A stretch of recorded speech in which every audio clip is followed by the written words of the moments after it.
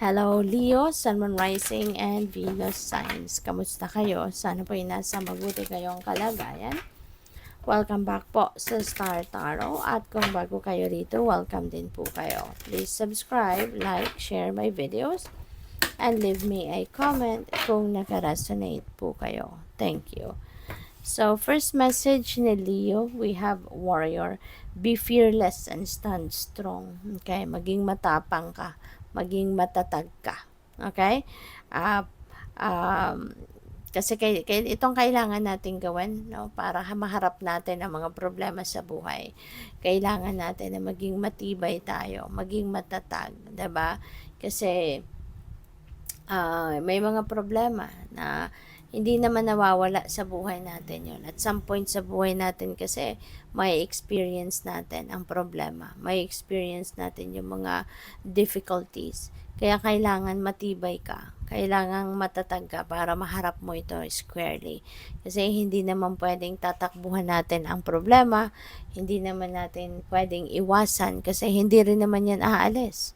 Diba? Hanggat hindi natin ina-address din yan, hindi rin yan aalis. So, what else? We have Direction Guardian, choose your path. So, napakaganda. Kasi, kumbaga, nandito yung inyong guardian, yung direction guardian ninyo. And natutulungan kayo nito na mamili, no? Tutulungan kayo nito na mamili ng path na tatahakin ninyo.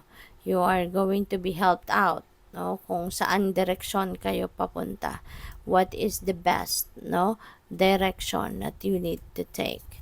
So we also have Sun, enjoy success and happiness. Okay, so mag-enjoy kayo kung ano man ang tagumpay na makakamit ninyo sa ngayon. Enjoy and have fun at pinagsikapan mo yan, pinagtrabahuan mo yan, 'di ba? Kaya nararapat lang na i-enjoy mo, no, ang sitwasyon na ito. Okay? That is kumbaga the fruit of your labor, hindi ba? So tignan natin kung ano pa ang mga messages para sa iyo.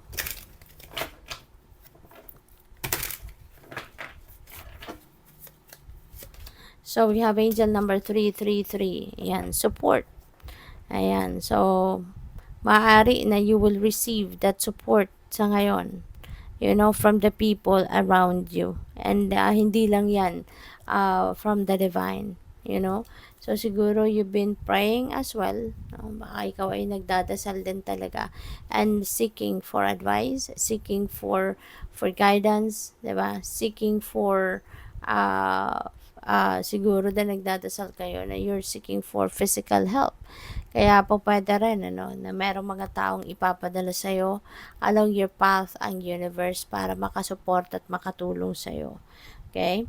So, you are also lucky kasi there are a community of people around you, no, that is ready to help you, ready to take action para suportahan ka at tulungan ka. So, we also have angel number 4444. Maaari, no, na may mga obstacles, may mga hardships talaga na po pwedeng ma-encounter kayo sa ngayon, kaya siguro kailangan ninyo ng tulong. But don't worry, okay? May mga taong lalapit sa'yo, may mga taong ipapadala sa'yo para tulungan ka na malagpasan kung ano man ang mga difficulties na pwedeng maranasan ninyo or pwedeng ma-encounter ninyo. Alright? So, we also have angel number 2020. Ayan. So, there is compassion. So, siguro, nangangailangan kayo talaga ngayon ng compassion from other people. Okay? Pwede rin, no, na baliktad. Pwedeng kayo naman ang hihingian ng tulong ng mga tao. Pwedeng sa inyo lalapit at hihingi sa inyo ng tulong ang kung sino man na nangangailangan ng tulong. And sabi dito, be of service to others. Pwedeng ito yung inyong misyon sa ngayon, ano, na kayo yung kailangang may tutulungan. Kayo yung kailangang mag-aabot ng support, no, in any way, shape, or form towards other people. So, good luck. Thank you for watching. Love and light. Namaste.